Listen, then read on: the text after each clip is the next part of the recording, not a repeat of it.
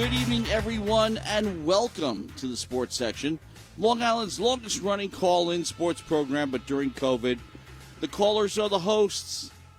And it is, of course, your usual crew, Zach Wilson, Ken Furman, and Mike Anderson, here till midnight. And we have a lot to talk about tonight. We'll start with a game heard on WUSB as the women's lacrosse team continues its winning ways in Laval Stadium. And was there ever a doubt, guys? I mean, this was a typical Stony Brook romp and kind of a return to form because it gave us a little bit of a scare last couple of games in the first half. Not this time. They just took it and ran with it. Yeah, it was back to physical form for the women's lacrosse team. Me and Ken Furman on the call today at Laval Stadium, Matt, and really, we just continued, as you said, dominance has been the key for Joe Spillane to just continue to play their game, looking very strong offensively and defensively this weekend. Some starts to the game can be questionable, but it's when they continue to stay in the game long enough to start making some runs. And Ken, I'm sure you agree with me on this, judging by what we've seen over the past few weeks. Yeah, they were challenged over the past couple of weeks with some really improved defenses. Obviously, that UMBC game where it was a very close battle, held Stony Brook scoreless in the first half of the first 15 minutes of the game. Albany as well, keeping them in single digits during the first period. Against Towson, it was 5-2 by the time both teams entered the locker room. So really, I think a big difference between those three games and the Rutgers game in particular is that all those teams faced Stony Brook earlier in the year. UMBC and Albany, this was their third time battling Stony Brook. So you already got the script. You know the strategy and game plan coming in against the Seawolves.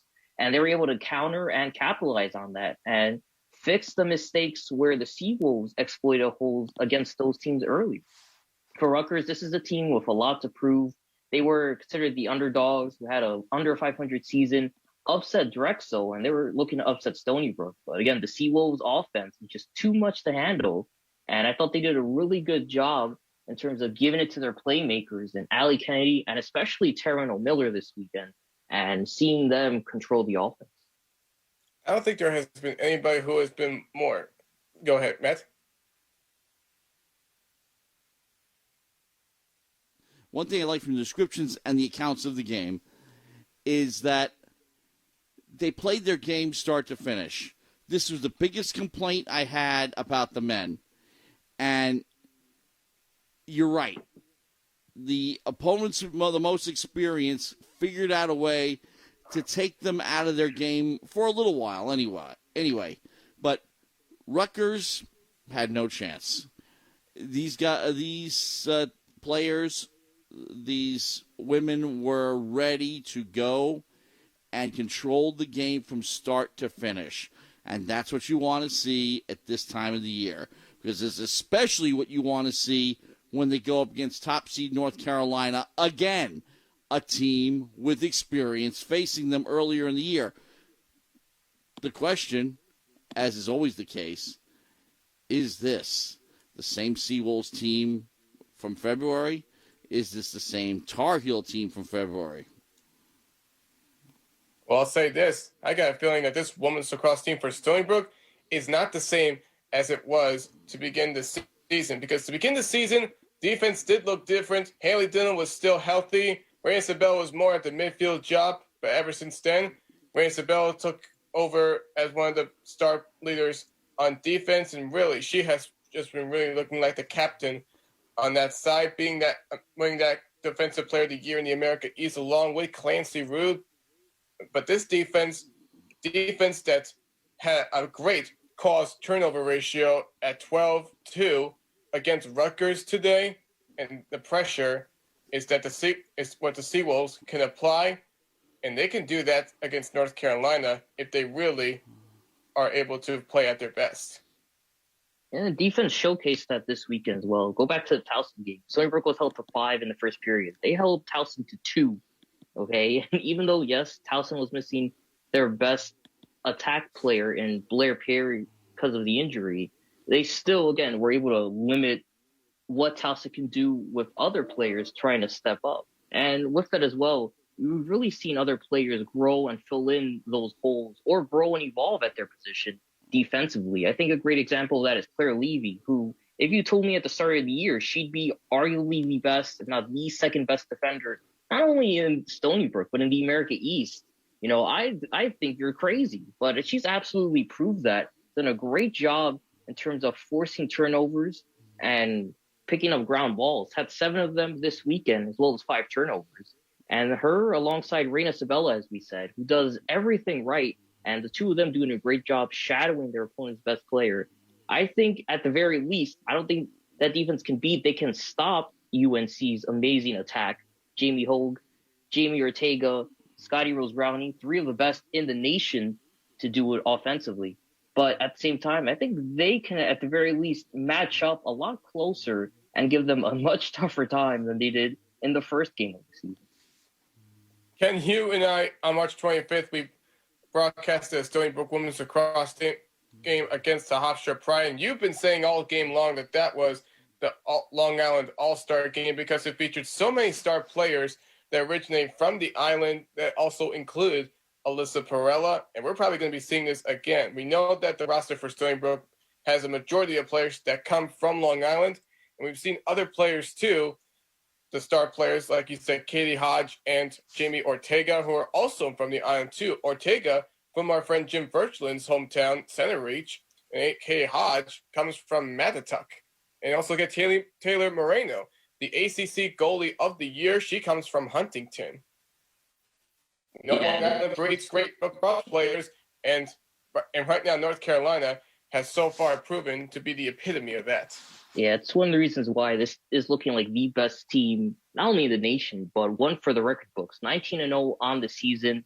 And truthfully, to me, this Tar Heels team is the same from the start of the season where they beat Stony Brook 14-7 because they didn't need to change. They're on a 19-game win streak, get undefeated, scoring double digits in every game played, or rather all but one game, 9-4 against Syracuse, close of the regular season. But at the same time, or to win the ACC title, but at the same time, it doesn't matter because they've been unstoppable. They've done everything right, and they've managed to hold so many of their opponents, great offenses as well. As we said, Syracuse, Duke, Stony Brook, to single digits. So even if offensively they're not on a roll, they still got great defenders to really limit where the Seawolves attack moves around on the field and really suppressing the inside part of the fan and the island. So there is, again, you really got to beat this UNC team because they're not going to beat themselves on any play.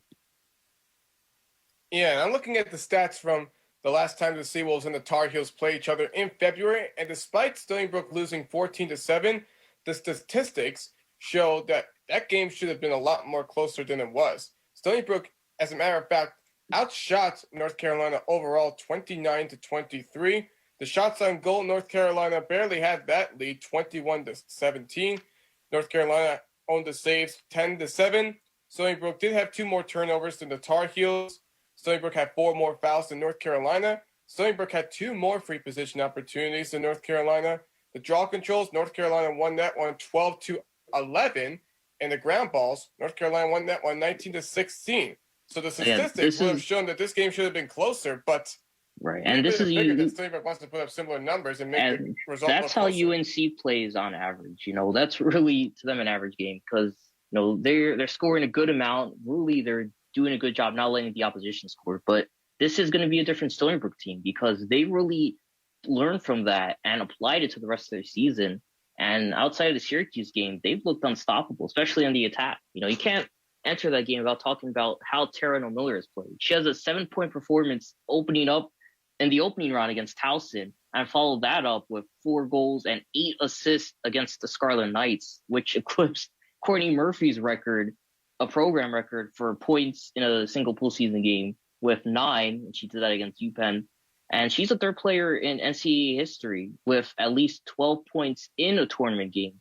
And funny enough, she almost beat the record held currently by UAlbany head coach Katie Rowan Thompson for points in a single game, where she has 13. But at the same time, O'Miller has really shined over the last month and really taken control of this attack, which for a long time was dominated by Allie Kennedy. And Kennedy performed well as well. 7 goals, a pair of assists, 4 draw control wins.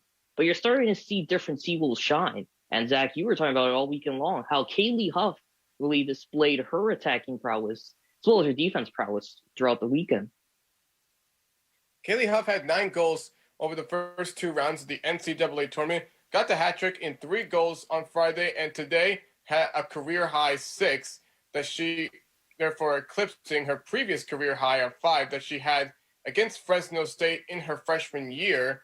And she just continued, and she really wanted to go out with a bang as well, even though this was going to be her only season at Stony Brook. The grad transfer from USC, a team that looked like started to turn things around and was the reigning Pac-12 champions until Stanford pretty much got back into their winning ways this season. USC did not qualify for the NCAA tournament. But Kaylee Huff, able to go into an unfamiliar territory where USC has never made it beyond round 2, but Huff finally has. And really, she just huffs and puffs and blows everybody away. Yeah, man, she did that well. And again, take a look at North Carolina. Again, they really run the attack through Jamie Ortega. And I know there's something Matt knows as well. You spoke about, especially on the bench side, is where you want to see those different players really step up for the team. And not that no one on UNC isn't. Taylor Warheim had a hat trick as well today. But really, their main goal scorer, most of their offense is Jamie Ortega. The strategy of the Seals is going to be try shutting her down. That's a lot easier said than done considering she has 99 points on the season. But that being said, you limit her for 60 minutes and you put yourself in a great position to win that game. You have Allie Kennedy, Taryn Miller, or Kaylee Huff stepping up for you. Yeah, and the last time it was Allie Kennedy and Siobhan Rafferty that did have the hat trick, and the lone steal that did not have a hat trick was, of course, from Kaylee Huff. But you figure you're going to get a lot more people involved this time, and I think one of those people that wants to be more involved is, of course, Taryn Miller. Didn't do too much in her game against the Tar Heels in their last game. So if anything, she makes an improvement. This was exactly what I did mention, believe it or not, from early this season, following the Seawolves' first loss of the season to North Carolina. Everybody just needs to get involved, and we've seen a good recipe for that. These players have really come a long way. We've seen some more freshmen and sophomore that have been able to rise up ever since then. Ellie Macera, not much in the goals, but she can control the ball well and win the draw controls. Jane Hampel has been able to show that she can help win the faceoffs and the draw controls along with her teammate in Charlotte Verhulst. And you also get Kaylin Hart to help out with the game as well. And you can be surprised by how many more people can play defense too. Maria Sabella is going to be doing things differently than she did the last time. You probably even see Claire Levy and Allie Kennedy also play their defense too. They're going to find a better rhythm to get past the Tar Heels. Yeah, it's going to be interesting. And again, it's going to be fun. I really do believe this is going to be the game of the year. I feel like this game is going to be much closer than the 14-7 game we saw to open the season. And I really think this is going to be like an all-star game where there's going to be a lot of scoring, a lot of aggressiveness. If you're paying attention to the Tampa Bay, Florida game going on right now in the first round, you're going to see a lot of that, a lot of pushing and shoving, a lot of two teams determined to pick up the victory. Remember, this is win or go home. There's a lot of seniors on both of these teams who are obviously not content with finishing their season without hoisting the NCAA title in their hands.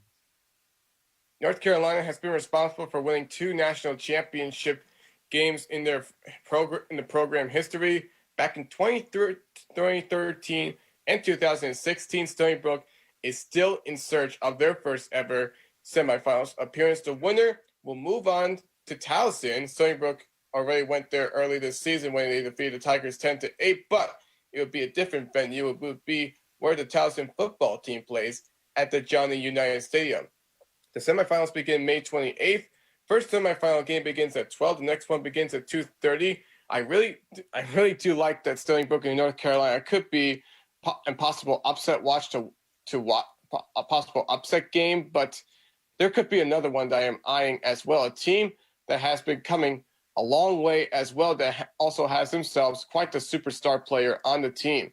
You get Shannon Kavanaugh and the Florida Gators, who are coming off of a big-time revenge win against the Jacksonville Dolphins 17-3 after Jacksonville upset them during the regular season. The Gators are ready to go into the Carrier Dome and take on a Syracuse team that is not the full power team that they want to be, but they're still just as strong this year to take on a Syracuse team that's just defeated Loyola 20-8. And I think that's also going to be a big time game to watch if you're a women's lacrosse fan. Yeah, that so one, much I think, talent on that team despite the losses to. That one to me is right under Stony Brook UNC for games to watch. Because really, I think you'd be fine with any four of those teams making it to the finals. So you're going to have an incredible game on your hands. And Syracuse also beat Stony Brook earlier in the year. Really, the only time they've looked weak again was against the aforementioned UNC Tar Heels. Tar Heels are the team to beat. Okay, there's no question about that. You beat them, and odds are you're probably going to win the title. So for Stony Brook, this really is do or die for this team. This is the best they've looked since the undefeated season back in 2018. So a lot of pressure on that front, and it's going to be up to them to really push through it and battle hard for those 60 minutes. So we'll see what this women's lacrosse team can do if they can give the likes of their star players and Allie Kennedy and Taryn O'Miller one more game after this upcoming weekend, if they can, to cap off an exceptional collegiate career for all of them. Stony Brook, North Carolina at Dorrance Field in Chapel Hill on Saturday. This upcoming Saturday, the game will start at noon. Our broadcast will begin at 11:45, pending approval of a certain situation. We'll be ready to give you the action that you will no doubt want to hear. So, with that, we will now segue over to Stony Brook baseball, and weather affected today's game that was supposed to be a doubleheader. So they only played one game, and that was shortened as well. Brian Herman capitalized on a shutout win, and that's all Stony Brook needed to clinch the top seed, apparently. Yeah, that's the big story there. It's about to throw it to Mike. And Mike, we were talking about it too before the call of how big it was for Stony Brook, especially in this weird season, to have home field advantage. Yeah, it's absolutely it's just they really need to be here. Everybody has to travel to Stony Brook. For them to be traveling all over the place, it's going to be difficult. So they can at least now sleep in their own beds at night, or something close to their own beds at night. But another reason why this series was big, they did take 2 of 3 from UMBC. This was their first series victory since sweeping UMBC about 4 weeks ago now, back in April, the weekend of April 17th, 18th. So they had really not been playing particularly good baseball, just 5-7 since that 15-1 stretch. So it was good for them to actually play some consistent baseball this past weekend. They split the doubleheader on Saturday. And yes, as Zach said, they took the rain-shortened game today. Brian Herman, technically he pitched a complete game shutout, 5 innings, only 2 hits allowed, did walk 4, struck out 3. But so by securing home field, they earned their second straight regular season title, for full seasons at least, not counting 2020. And it was their 6th regular season title since 2011. Now, let's talk about the whole series a little more in depth. So game 1 was the game that they dropped. And they played and pitched just as sloppy as they had been really for the previous 12 games. Jared Milch, their tall lefty, he was rather ineffective. He allowed 6 runs in only 3 innings, but it should be noted that half of those runs were unearned. His defense behind him has been really sloppy of late. 9 of the runs he's allowed in his past 5 starts have been unearned, and they're 2-3 in those last 5 starts. They actually fell to an 8-0 deficit at one point as Reed Chilada really was pitching well for UMBC, which is something they haven't gotten a lot of this year. UMBC, not a good pitching team at all. And he ended up cracking in the 7th inning. They rallied to score 7 unanswered runs and cut it to a 1-run game, but their comeback fell short as their closer, Tyler McDonald, struck out the only batter he faced to shut the door. One notable player, Brad Hipsley, returned to the team from an injury. He was subbed in at DH for Shane Paradine, and he had a 2-run homer to spark the rally and then followed that home run with an RBI double the next inning. Now, they were much more fortunate in game 2. They blew them out. They blew out the Golden Retrievers 13-1. They launched 5 home runs in this game, which matched a total from March 19th of 2019, which was against Army. That was the most in a single game in the past decade. Brad Hipsley had 5 RBIs in that game, going 2 for 3 with another homer. Shane Paradine went 4 for 5 with a 2-run homer. Stanton Luthner continued to hit. He went 3 for 5 with a double, his 4th home run of the year, and drove in a pair. Evan Giordano had really not been hitting up to his standards of late. He's been seeing a lot more off-speed stuff. His swing has been late. So he's been in a bit of a slump. He even got demoted in the lineup last Sunday, but he got off the snide by hitting his 7th home run of the season, which now leads the team. And Nick DeGennaro, man, he is red hot. He's dominating. He went 7 innings today, allowed no earned runs and struck out 7. He has not allowed an earned run in any of his last 3 starts, spanning 20 total innings. That brings him to now 7-2 on the year with a 3.08 ERA.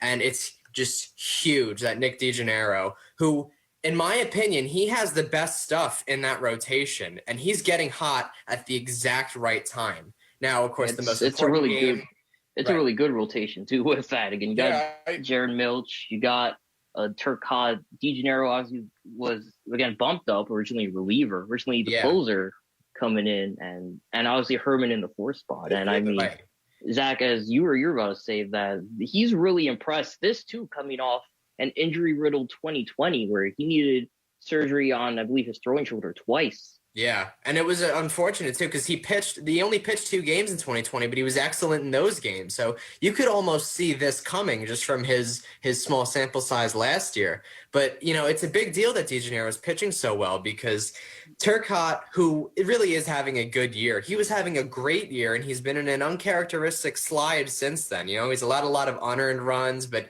he's been hitting a lot of bats. They've been catching up to him. And then, of course, Jared Milch, as I've said, he's been really unlucky. 9 unearned runs allowed in the last 5 games, in his last 5 appearances. So it's a good thing that DeGennaro has been able to pick up his teammates. You know, he's been able to make up for some poor defense. He's been able to make up for maybe some subpar starting pitching around him. He is red hot at the right time. And, of course, by getting that win, they split Saturday's doubleheader and took it to today, where all they needed was the five innings today. They won 6-0 in game 3 today. As we just said, Brian Herman pitched the rain-shortened complete game shutout. John Tuchillo singled home a pair through the left side in the 3rd inning to give them a 3-0 lead, and he was then later followed by a John LaRocca RBI double. Later in that inning, Stanton Luthner singled home a pair of his own, and that capped off a 5-run third, which put them ahead 6-0. And, of course, that was all they needed. The second game was also rained out, so it ended up only being a 3-game series, which was more traditional, and the Seawolves took 2 out of 3. But we've got to give some players some shout-outs this weekend because the bats. Well, I think number one is the entire team because, I mean, you go 5 home runs in a single game. Right. You know, I'm pretty sure that's the most in a decade, Zach. I believe that the offense is. Yeah, I believe that this is exactly what the offense is capable of in a conference game this season. Non-conference has never really been their strong suit, especially when they were playing in a way that they were not used to, hosting a game to begin a season for the first time ever. But then you see how the offense just continues to create the havoc that they want. And as you said, UMBC is not strong on pitching, even though it did look that way to start off game 1. Next 2 games for Stony Brook against the Retrievers really, once again, put themselves back into what it should be, which is all about being able to use it to your advantage. And Stony Brook was able to take advantage of that. It was because they need to play the game that they should take advantage of the weakness. And I think when Brad Hipsley came back for the first time this season in a little while, I think that he was responsible for igniting it because all of a sudden we just saw how that was the case because Hipsley comes back and all of a sudden he's back in the starting lineup and all of a sudden the Seawolves are just creating havoc on their opponents. Yes. Well, I do want to give Brad Hipsley a lot of credit with being a catalyst. Obviously, he sparked that comeback. His 2-run homer in game 1 was what sparked the 7-run rally. But at the same time, Zach, we should digress a little bit.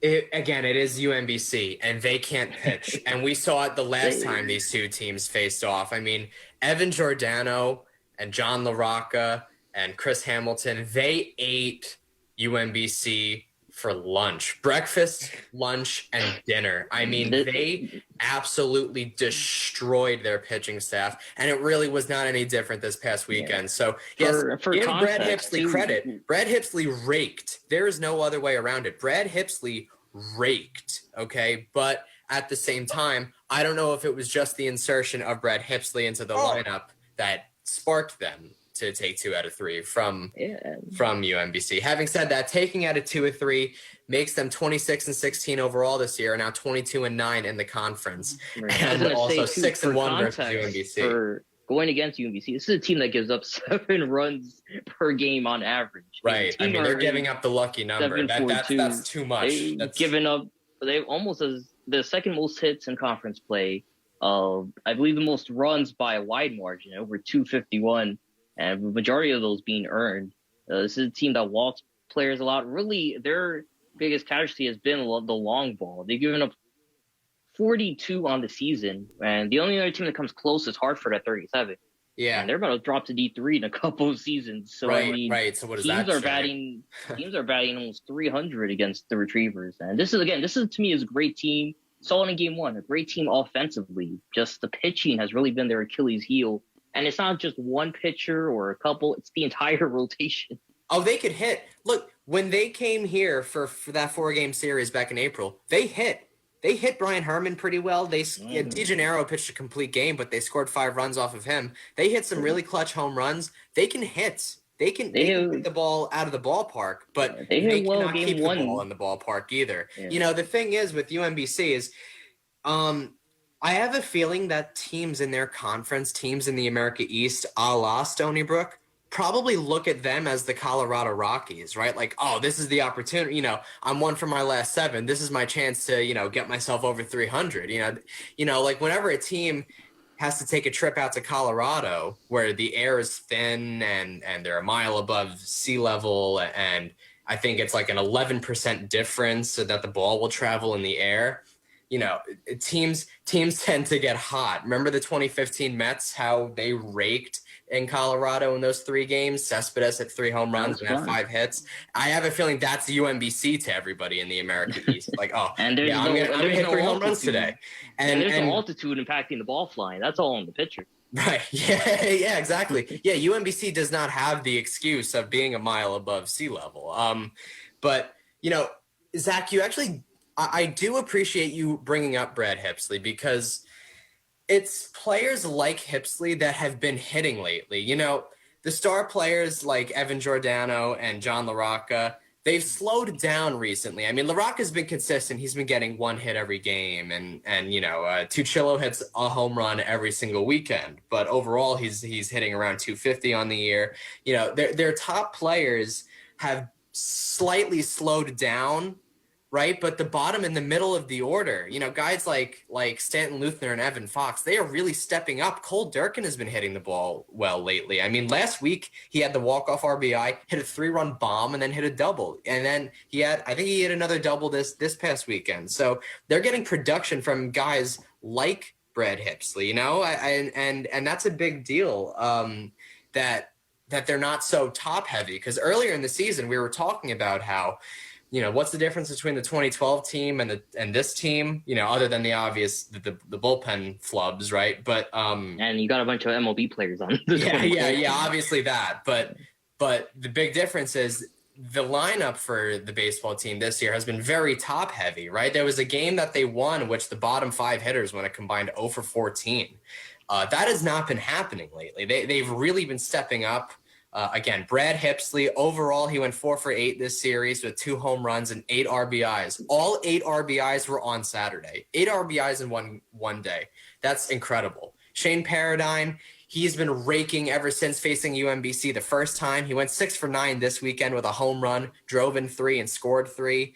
Stanton Luthner, the sophomore shortstop, he hit safely in all 3 games this series, and he went 5 for 11 overall with 2 doubles, a home run, 5 RBIs, 2 steals, and scored 5 runs. He filled up the whole stat sheet. And, while we're on that topic, let me just rant and rave about Stanton Luthner, okay? Because I love this guy. First of all, I got to interview Stanton Luthner for the Statesman last weekend after they played NJIT, and he's such a good, down-to-earth guy, and I got to speak to him. He said that ever since being benched, he worked with head coach Matt Sank about taking a no-stride approach because he was late on the ball, and that no-stride approach has really propelled him. It's been noticeable for sure. Yeah. I mean, looking, and you see him in March, I don't think he was able to get it. No. We may have gotten like a hit once or twice, but no, through the first really, 9 games.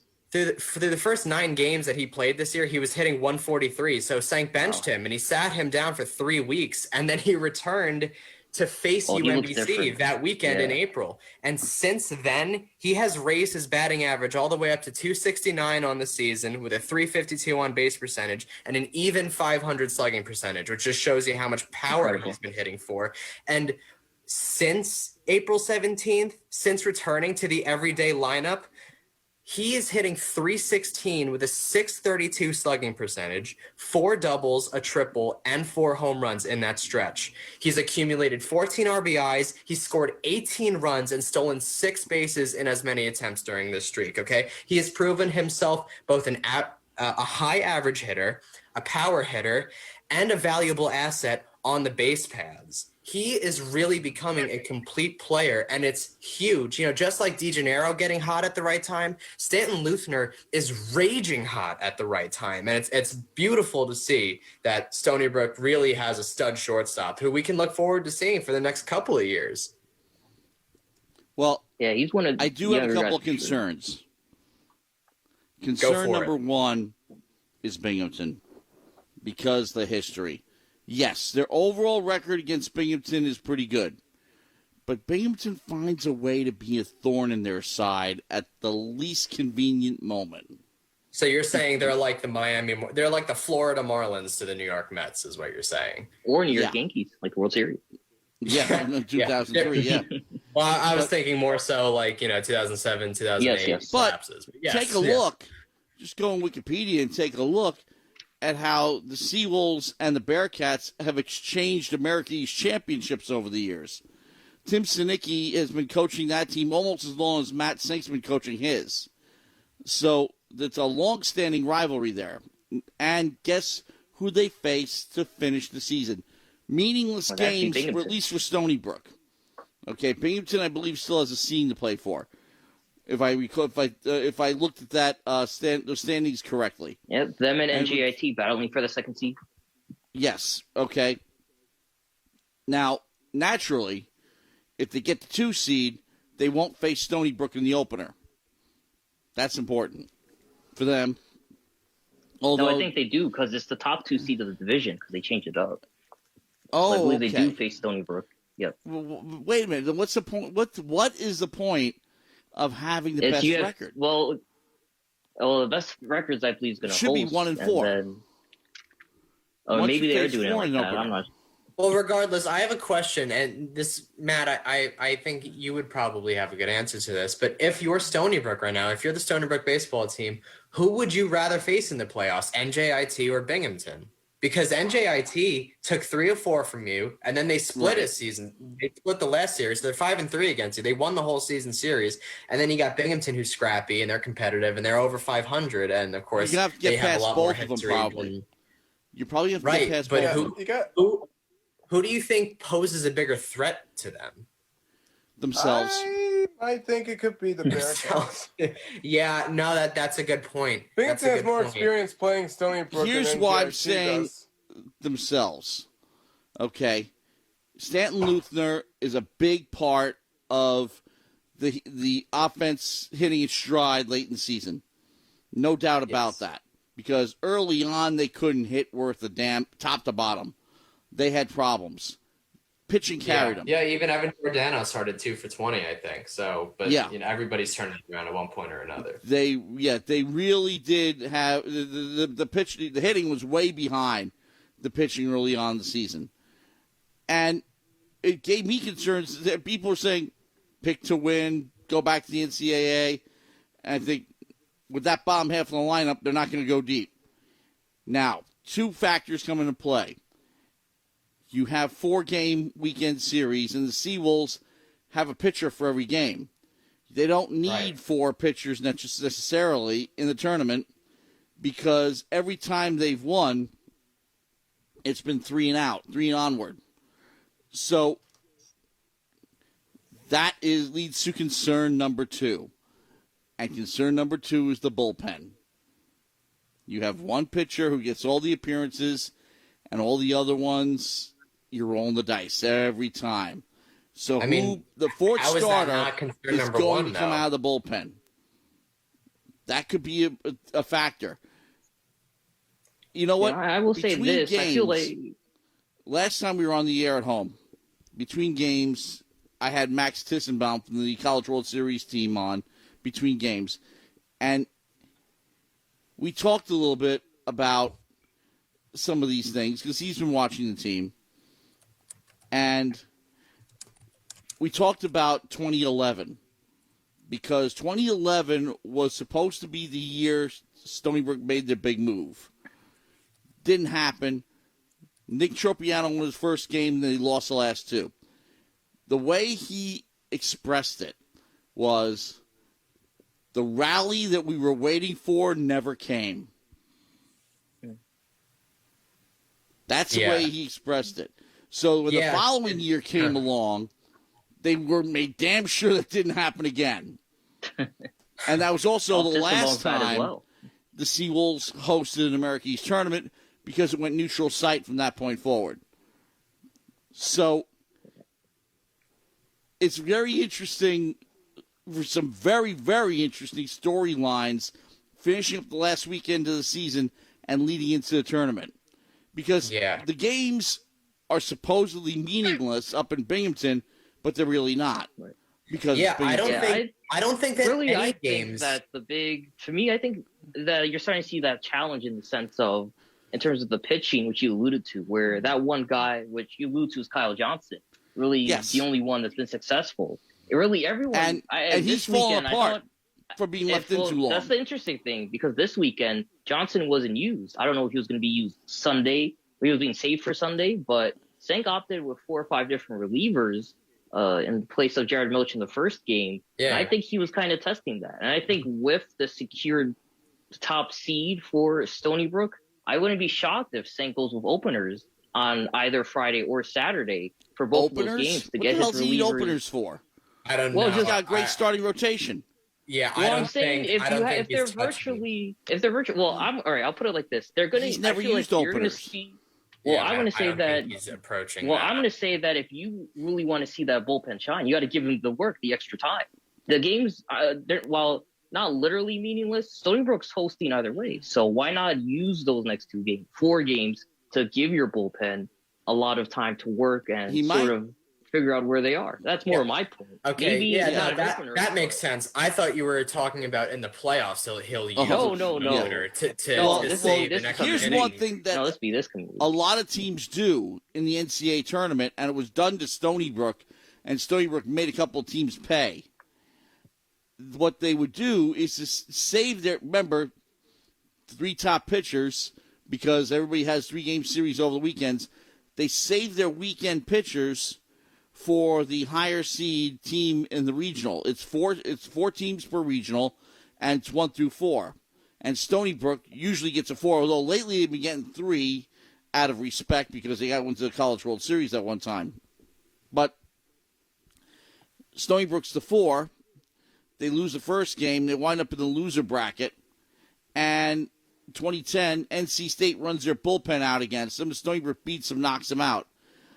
2008, Arizona State runs their bullpen against them, and Stony Brook nearly knocks them out.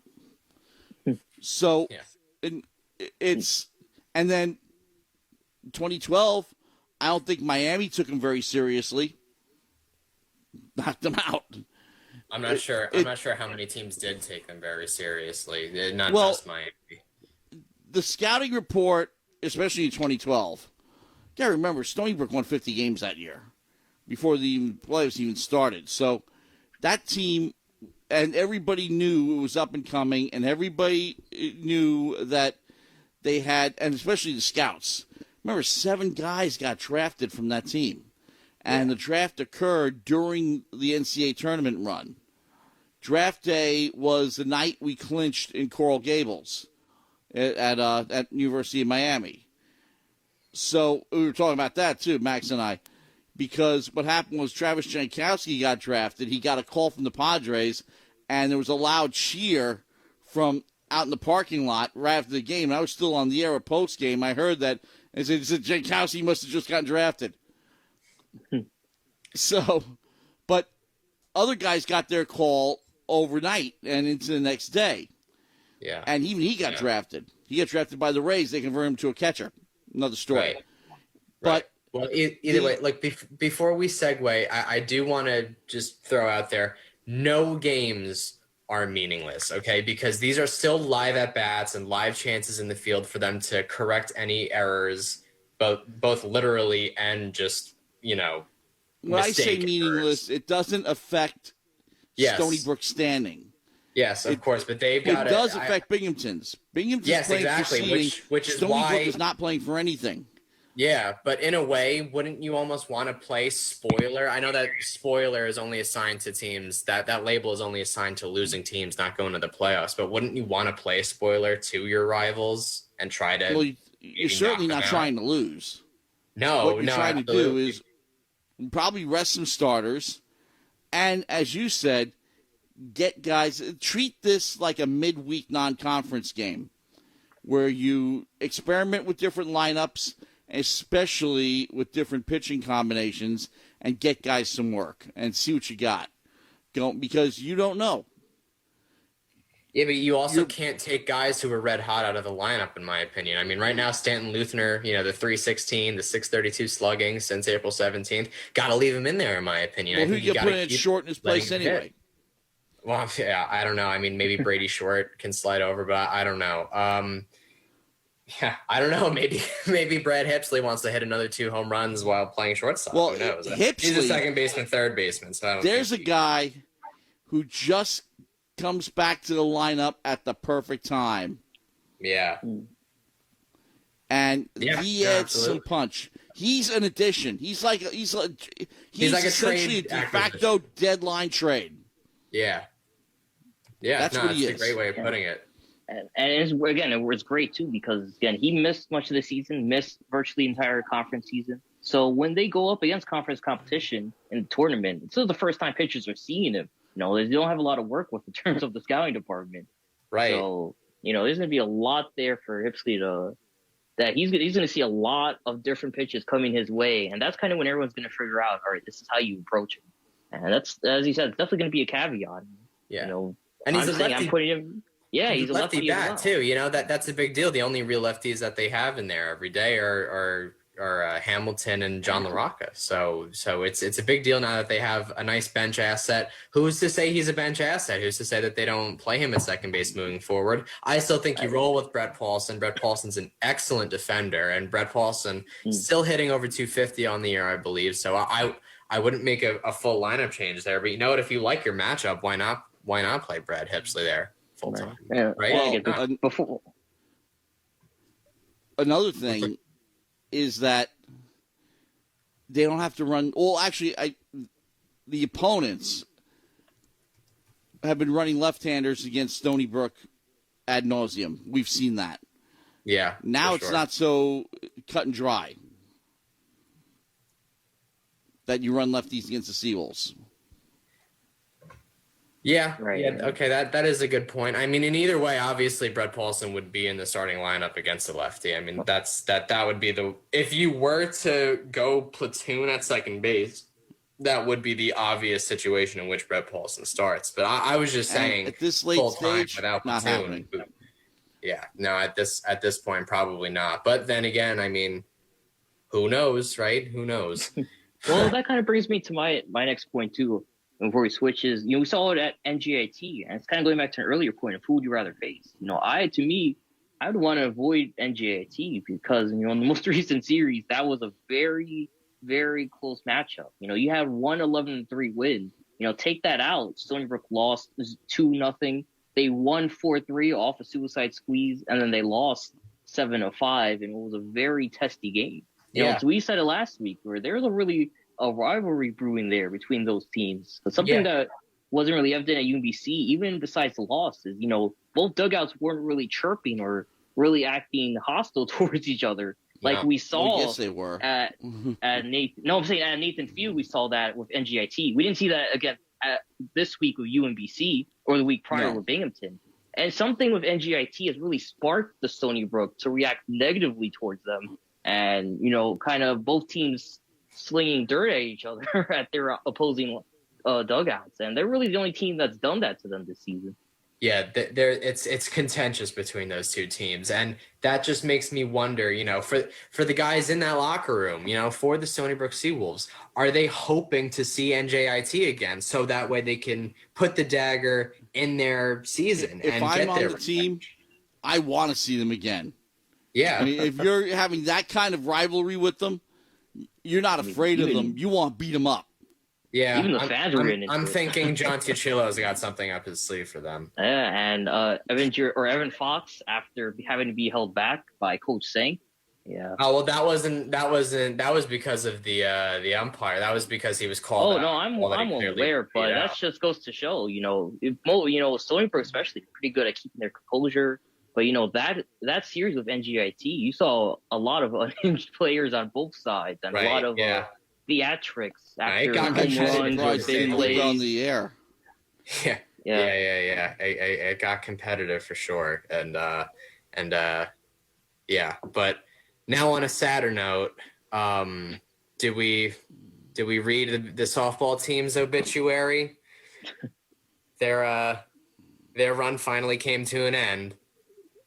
It wasn't as bad an end though as I'm making it sound right now. They did go down fighting. They fell in a rematch of the 2019 championship game. They got over the hump against Albany, right? They were swept recently in 3 games by UAlbany, and that really changed the course of their season. It's the reason why they couldn't host. It's the main reason why they couldn't host. But they got their revenge on them. They blew them out on Thursday in the first game. They scored 8 runs in the first inning. They won 10-5 overall. Melissa Rarick went 3 for 4. She hit another home run. She led the way for an offense that produced 14 hits. 5 players for them in the lineup that day had a multi-hit game. But alas, they could not touch Courtney Coppersmith, who can. That's kind of been, I would say, that's been the theme of the season for UMBC. When she's not on the mound, they look, quite frankly, the pitching especially looks lost. When she's on there. How ironic is it that UMBC's baseball team has probably the worst pitching in the conference, and then UMBC's softball team has the best pitching in the conference? They have the best pitcher. For sure. But at that point, I mean, what difference does our 1-2 make against their 1? Because that was a difference maker in any combination. They had a lot of proof to see what was coming in, and I think that was big. They wanted to prove that they were the best. Okay, we allowed a lot of, especially on social media, a lot of the digs, a lot of the hype was around Seawolves feeling like the players, especially talking with them, seeing how they reacted. They didn't feel like they were a 3 seed. They felt like they were the top seed. They felt like they really should have hosted. And they were playing with a chip on their shoulder to prove that they should have been the top seed entering this conference. And again, you saw that in the 10-5 win against Albany. Again, against the Great Danes who swept them. Seawolves put up 8 runs, and that kind of just tells you right there, where their mind is. But they almost Courtney Coppers, exactly, almost mercy ruled them too in the 5th inning. But for, again, UMBC's just the Courtney Coppersmith is the unsolvable problem in the America East. 19-2 record this season. And every 14 innings of work, she only allowed 1 run the entire 6 time. Hits. Yeah, only walked 3. She chucked 2. She threw 192 total pitches. But the thing is, for the 2 games that they faced her, 192 total pitches in softball, that's not even as many as it may sound.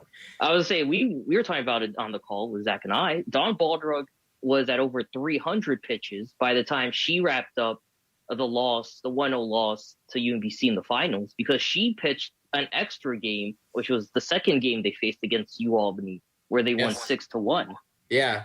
Yeah, that's one thing, they should definitely, first of all, there should be no sad feelings in that locker room, in that dugout. I mean, yes, the seniors are going to be upset that they didn't get to win it all in their final year, okay? But they should be proud of themselves. In my opinion, they were the best team in the conference this year. Maybe the record didn't reflect that, okay? They were the most dangerous team in the playoffs, and guess what?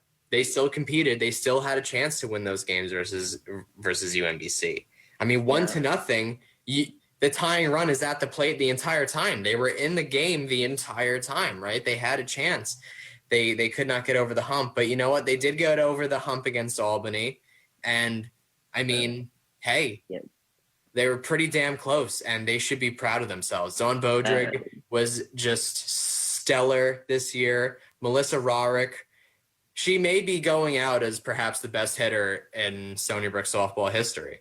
Oh, I agree. She set the program record in that game against the Great Danes for the most hits as a Seawolf with 246, which is originally Kristen Brust, who was the softball legend, especially on offense. This is back 2002 though. So yeah, and of course, the week before she broke the program record for RBIs in a single career. So I mean, she in my opinion is the most dangerous hitter that we might ever see. I don't know how you find another Melissa Rarick, and of course, the Robin to her Batman, Jordan Herring, another one, stellar career, stellar season.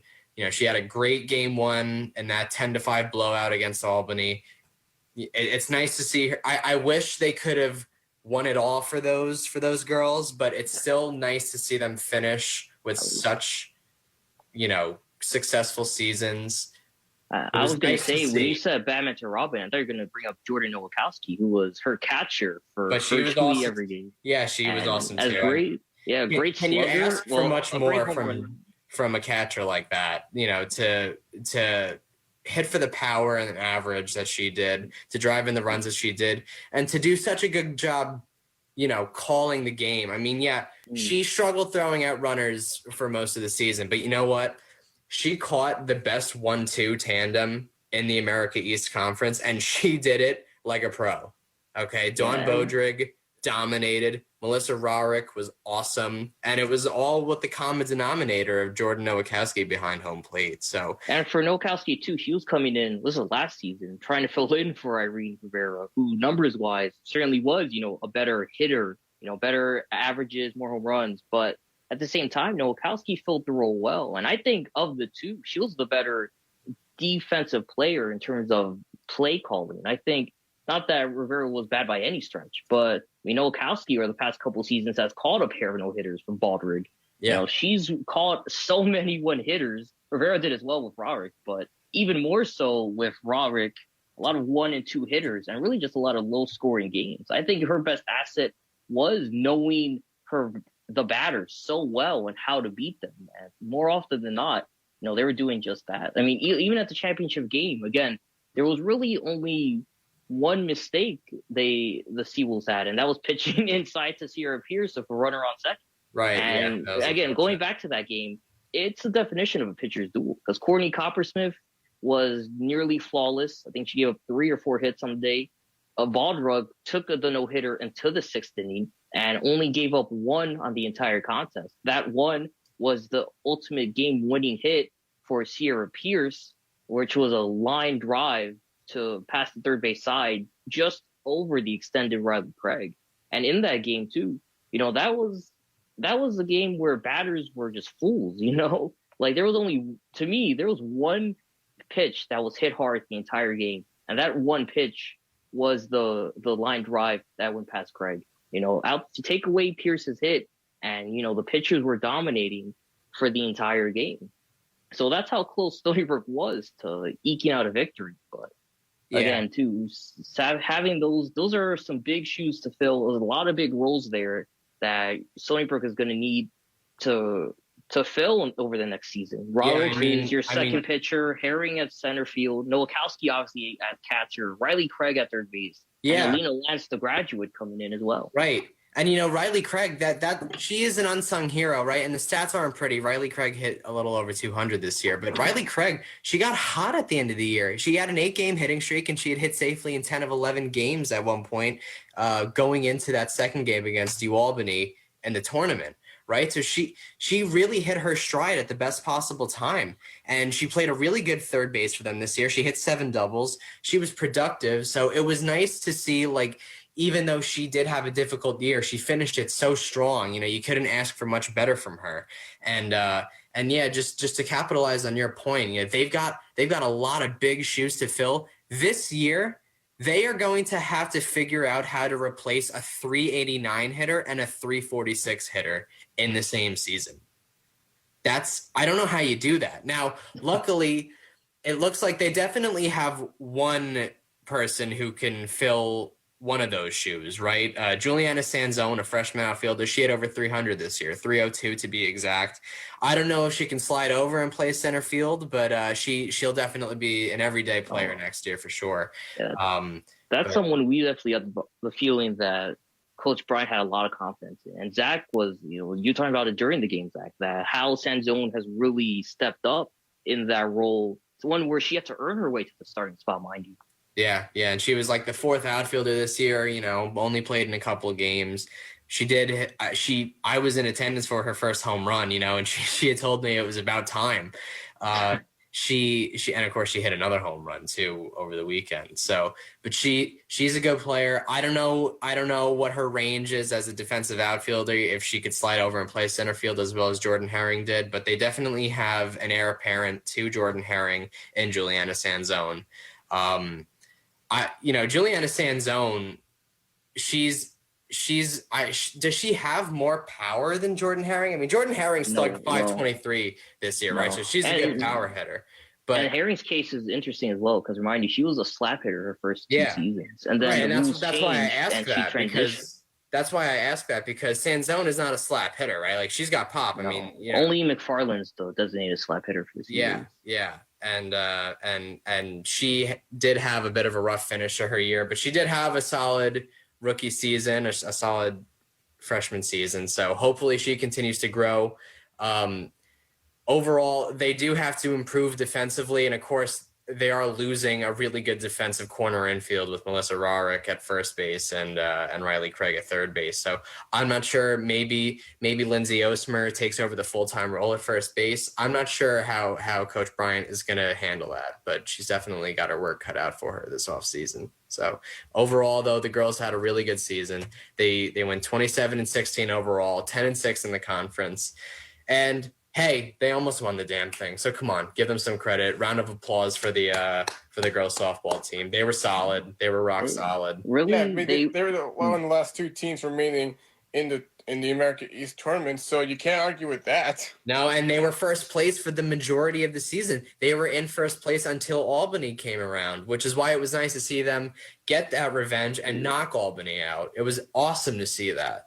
Playing 2 times against them in the tournament really must have felt good for Stony Brook. Yeah, for sure. Realistically, there's really one thing that's for sure next season. It's kind of like Stony Brook and women's lacrosse. It's dealing with Courtney Coppersmith. You find a way to beat her, and you're gonna win the championship, because she has been the biggest problem Stony Brook has dealt with, since dating back 2019. They won the first meeting against her, and since then it's been all Coppersmith in the circle, and it's been like that every game in the American. Yeah. Until you find a way to score on her and outscore UMBC when she's on the mound. Yeah, that's the one challenge that's coming into next season. That's right. And, the thing is I said right before the playoffs began that I think that Stony Brook has Courtney Coppersmith's kryptonite, and her name is Melissa Rarick, right? Rarick hit the 2-run homer. She hit the solo homer and the RBI single to put them up 2-0 before the 2 errors led to 3 unearned run scoring and UMBC stealing that game. But it looked as though they at least they at least had Melissa Rarick, who could potentially carry them in a game over Courtney Coppersmith. Of course, asking one player to carry them to a championship is just absurd.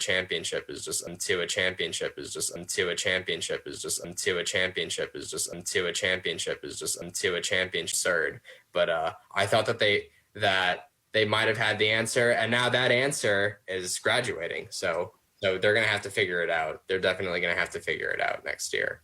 So we'll see what they have in store. But all that being said, it is now the top of the hour. So I'll kick it out to you guys. Someone want to talk about the NHL playoffs? Well, where do we begin? First off, WUSB Stony Brook. That's a good place to begin. But the Islanders and the Penguins have met several times in the playoffs, and it's gone both ways. Of course, the Penguins can score goals by the barrel, and Sidney Crosby got on the board. But my primary concern, and remember, this is still only one game, is that the Islanders' defense would be good, but the offense would let them down by just simply not scoring enough goals. And at least today I was wrong. So 4-3 in overtime, lead the series. And this is something about, and this applies to both, actually applies to any playoff series. Baseball, hockey, basketball, doesn't matter. If you are the team that's the lower seed and have do not have home ice advantage, the first two games are going to be on the road. Your objective, win whatever you can, naturally, but particularly at least one game on the road. First of all, you have to in order to win the series. But second of all, by doing so, you take the home ice away from the other team. Because now they got to win all their home games. They got to win a game in your building in order to advance. So they win a couple. So it evens things out and puts you at a little bit of advantage. Now, the second game could be a gimme. You split the first two, you're still in good shape for game three. So the Islanders did what they had to do. Win. Agreed. And again, that was, and that was so big because coming in, this is a team, again, there was 2-6 against the Penguins during the regular season. The numbers really didn't favor the Isles at all. Really history is what favored New York because they swept Pittsburgh the last time these two teams faced off in the first round back in 2018. But, again, we spoke about it last time. We know how good their fourth line is. One of the best, if not the best in the NHL. We know how good their first line is. We know how good their second line can be. But really, we need to see a second and third line step up. And today we saw that. Kyle Palmieri, he's looked sluggish since coming to New York from the trade. Big statement game for him with a pair of goals, and especially the game winner coming off a great pass from someone else who stepped up today, and J.G. Pajot, who got a goal as well, and 2 assists, including the game winner. And they just beat Tristan Jarry low in the right circle, just getting it over his shoulder and off the post. And it was a game where, for a lot of it, it looked like the Penguins were going to win. But the Isles didn't give up, and they stayed, defensively especially, they stayed matched up with Pittsburgh. And that's how you beat the Penguins. You ride those guys, you stay on them throughout the entire duration. And eventually you're going to get possession of the puck, and they're not going to do anything to stop it because they're all tired out.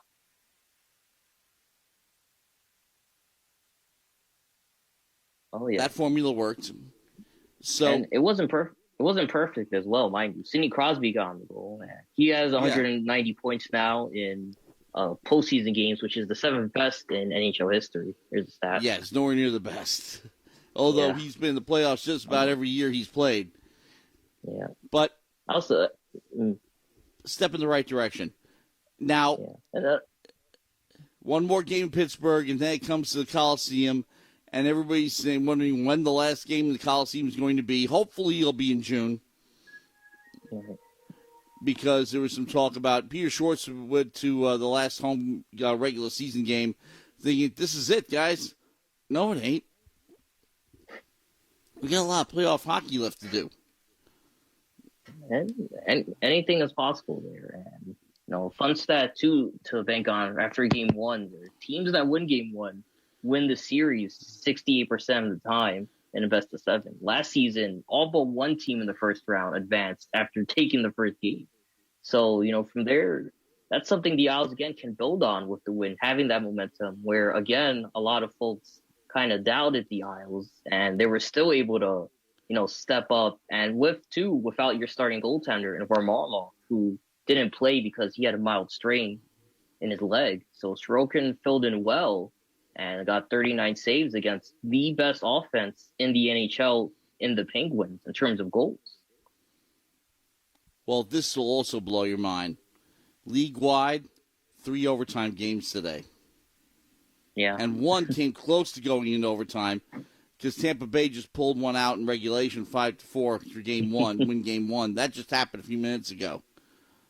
So the Islanders won in OT 4-3. The Caps beat the Bruins 3-2 in OT. Florida, Tampa Bay, 5-4 Tampa Bay. Minnesota beat Vegas in OT 1-0. So you can't have a much better day of hockey than that.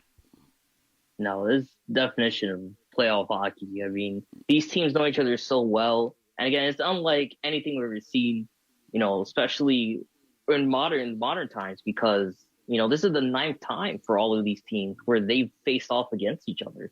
It's not the 5th or 6th, because of the regular season. No, their regular season, they know these teams so well. So, every game I feel like is going to be an overtime matchup or just about because, you're going into your 11th and 12th times facing these teams. And those of you who don't follow NHL hockey, in the playoffs, it's sudden death. There are no shootouts, no 5-minute overtimes. You tack another 20 minutes onto the game. You play a full period. Nobody scores. You play another one. Nobody scores in 20 minutes. You play another one. And when you get to a third OT and you're short shifting guys and they're grabbing their sticks and stuff like that, it's amazing. Well, it's one of the reasons why scoring usually doesn't occur when it goes to 3 OTs, unless it's on some lucky garbage goal. But it's still super exciting to watch, especially if you're there. And I've been witness to quite a few of them.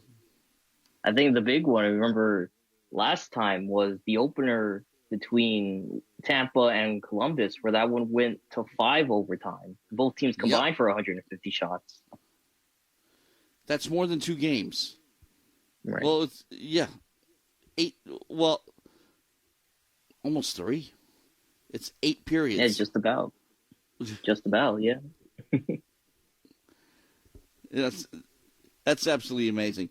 Okay, so what's coming up in the schedule, and we'll take a look here, because tomorrow night, you have Boston, Washington, Game 2, Nashville, Carolina, and St. Louis, Colorado. On Tuesday, the Islanders, Game 2 in Pittsburgh, Calgary, Vancouver. Now, the funny thing about the North Division is that there are regular season games still going on in it, which is really, really weird.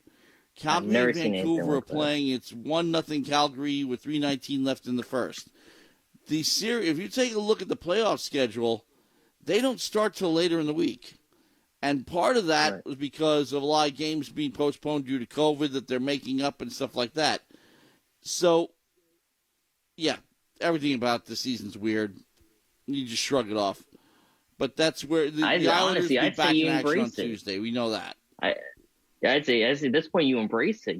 Hockey being away for so long. I'm fine taking the extra 2 or 3 games, winding into the postseason. I mean, it's been a fun postseason already. And I think a big story as well we talked about today was that Florida-Tampa matchup.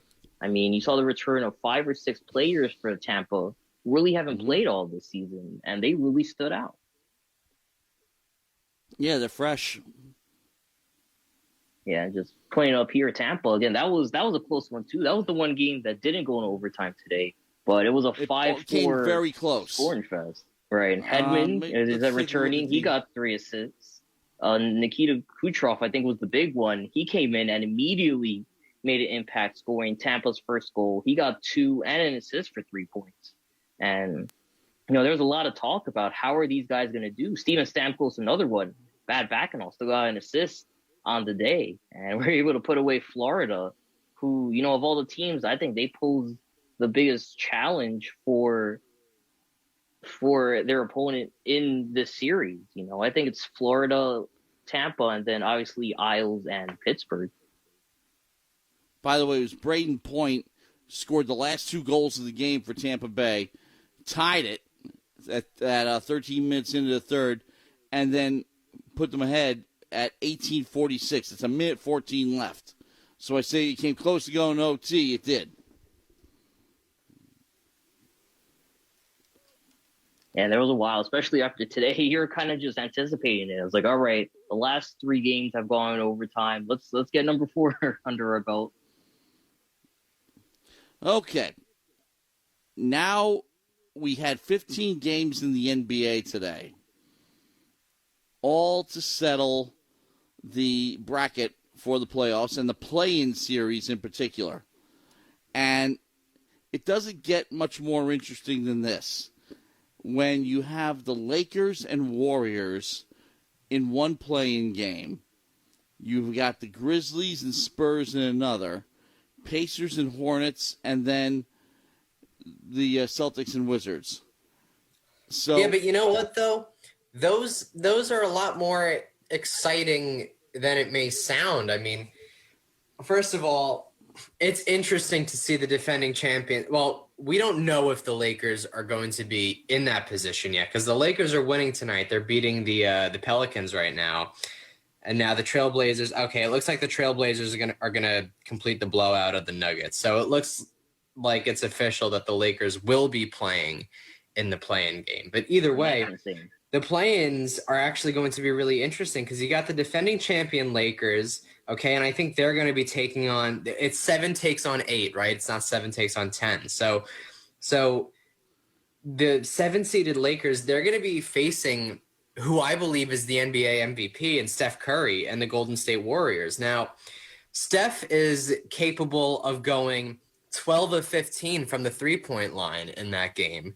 He's also capable of going 1 of 10 from the three-point line in that game if the Lakers, blitz him like how the Nuggets were defending him. Was it the Nuggets? Who was it that quadruple teamed him a couple of games ago? It was the Suns, right? The Suns quadruple teamed Steph Curry because that's what it takes. It takes a village to stop him from raining threes on you. Now, right. I actually give in that game, I think that the Lakers win that game, but I give the Warriors a pretty good shot at winning that simply because it's really the only sport in which one guy can carry a team, and Steph has carried them this far anyway. Without Steph Curry, we know what they are. They're the worst team in basketball. They were without Steph Curry last year, and they were 15-50. This year, technically, they're a playoff team. If there was no play-in tournament, they'd still be a playoff team. They'd be the 8th seed. I don't know if they're considering the play-in tournament making the playoffs or not, but I am simply because you have to play past the regular season. I don't know if it's like a game 163 thing in baseball or whatever, but either way, Golden State, despite me not thinking they'll win that game, they have a chance to win that game, and it's all because of Steph Curry. And also, it should be noted, the Lakers can't shoot, man. The Lakers can't shoot. They cannot score from outside the arc. It's really unimpressive. It's Dennis Schroeder's had kind of a down year. He's had a good year, but he's had a down year. Anthony Davis has definitely had a down year. He has not been the same dominant force that is Anthony Davis. Even tonight, right now, he's got 14 points on 12 shots. That's generally unimpressive and genuinely unimpressive. They don't have a lot of shooters. They've got some good players. Talen Horton-Tucker's a good player. Alex Caruso's a good player. These guys are not great shooters, though. Golden State can make it rain. They can also miss every single shot from three-point range. They're like the Houston Rockets when the Rockets were good, right? But they're going to be at home. Right, which is a big deal, of course, because the Lakers at Staples Center, it's not It's a always tough rough task. there. The only team that handles the Lakers well at Staples Centers are the Clippers, who swept the season series against the Lakers, something that I did not expect to happen this year. I expected the Clippers to have a down year. Turns out 47 wins, 65% winning percentage. They're an outstanding team, and they swept the defending champions. Yeah. So, and now the other playing game in the Western Conference, you got the Memphis Grizzlies at the San Antonio Spurs. Okay, both of those teams are so insignificant. Obviously, I mean, the Grizzlies are a winning team. But I think it's significant to talk about that because when was the last time you remember Memphis, being this good? The Mike Conley, Tony Allen, Zach Randolph, Marc Gasol days. You remember when Marc Gasol won Defensive Player of the Year, but he didn't even finish on the first team all defense? That was the last time we really ever talked about the Grizzlies mattering. Now, they did have a winning season this year, 38-34, unimpressive. And then they faced the Spurs, who were 6 games below 500 this year, and just lost to the Nets a couple of days ago, 102-98. So, that game can go either way. I mean, because the Grizzlies are so beatable. Then again, obviously, the Spurs are beatable too. Grizzlies are home. Who really cares about that game? Neither team is going past the first round of the playoffs. But let's move over to the Eastern Conference, right? Because those two playing games are actually interesting. You got the Boston Celtics, who will be playing host to the Washington Wizards. And the Wizards finished the season as strong as anybody could. Russell Westbrook made a late push for MVP. He averaged a triple-double for the 4th time in his career this year. He ended up winning the passing title, leads the league in assists. He's a monster. He is a first-ballot Hall of Famer. He became the NBA's all-time leader in triple-doubles.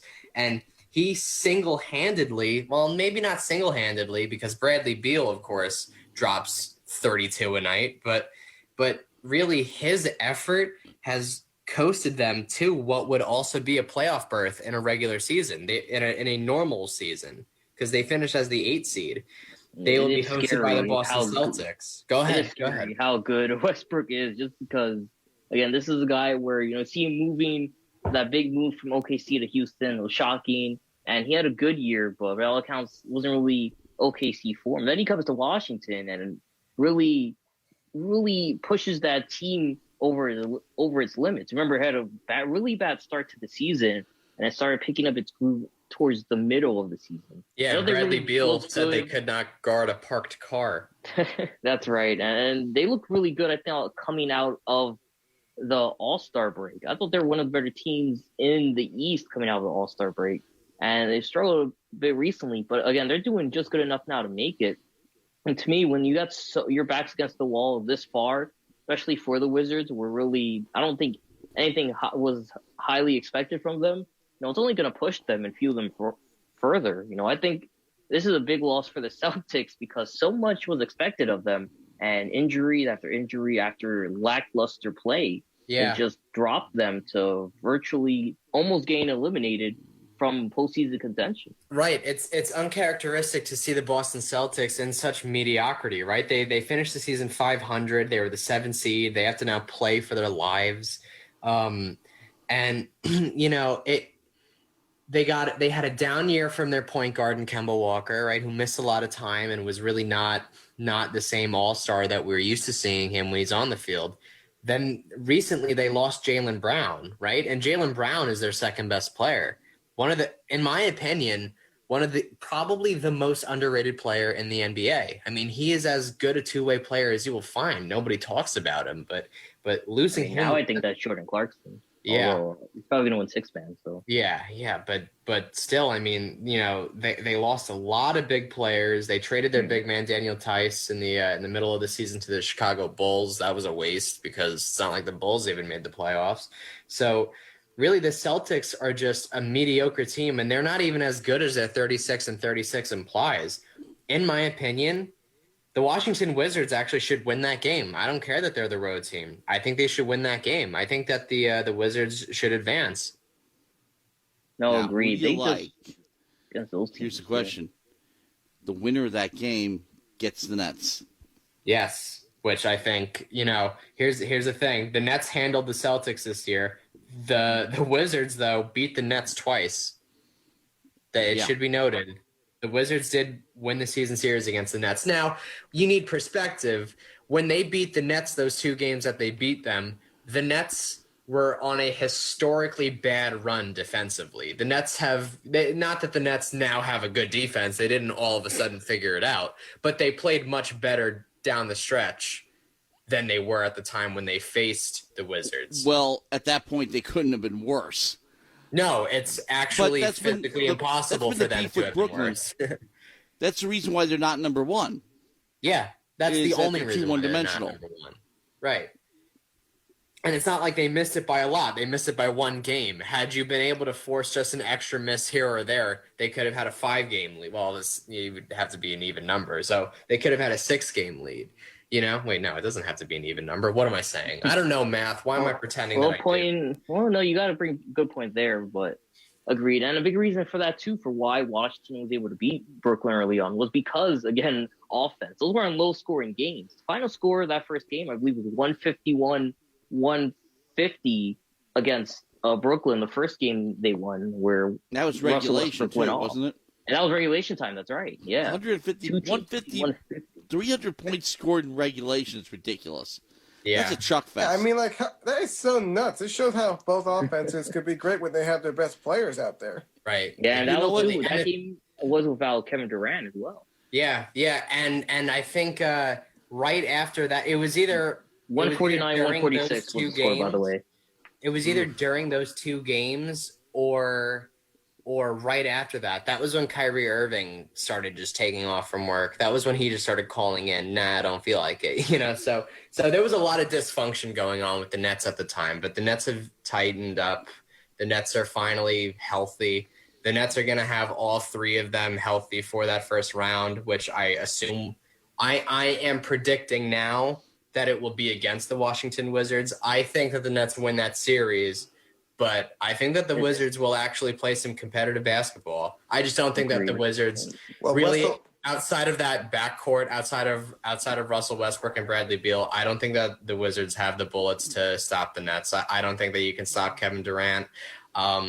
You know, some sleepers. Blake Griffin played really well this year after the Nets picked him up. I don't know who they're going to answer him with. I don't know how you stop Joe Harris, who just won his second 3-point title in 3 years. I don't know how you're going to stop any of them, because that's one thing. The Wizards maybe got a little bit better on defense, but only a little bit better. They still can't really stop much, and bad defense versus good offense is a bad matchup for the Wizards. So now there is another playing game that I kind of neglected, but the Charlotte Hornets are going to be hosted by the Indiana Pacers. That has low scoring written all over it, I think. Neither offense is particularly impressive, but we are going to get to see LaMelo Ball playing for, you know, their postseason lives. And that's going to be an exciting thing. I think that LaMelo has the chance to actually lead them to a victory. But I don't know. I mean, do you think it's kind of insulting that LaMelo Ball gets his opportunity to go for a playoff game while Zion Williamson has still yet to play in a playoff game? That's a crazy stat. Because Zion God! Because yeah. I still think that Zion is more deserving of being in a playoff game than LaMelo Ball now. Even though LaMelo Ball in Zion's case right now, it's because he's hurt. It seems like he can't really avoid the injuries that have plagued him. I mean, last year in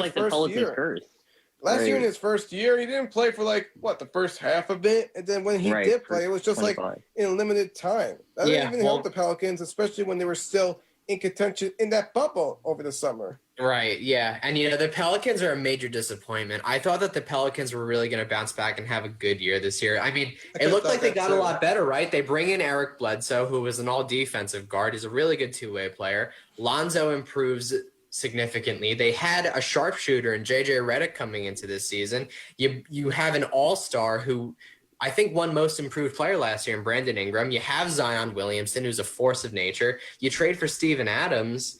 I also really like Jackson Hayes, that other athletic big man that they have. I thought that was going to be a really good team.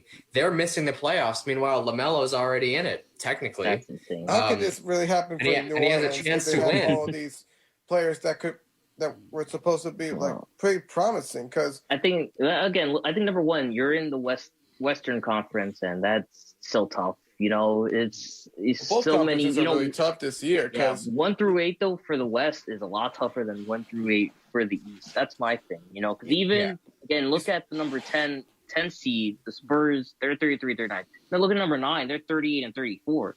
And then you take a look on the East side. By the time you hit the 8 seed Wizards, you're under 500.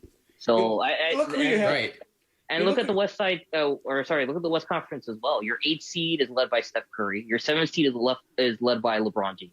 Your 6 seed led by Damian Lillard. Your 5th seed led by Doncic. 4 seed Kawhi, et cetera, Not that that's nothing new though. It's something to scoff at. Yeah, and this is really something that you need to see why the Western Conference is competitive. You get a rating. But that's been like that for years.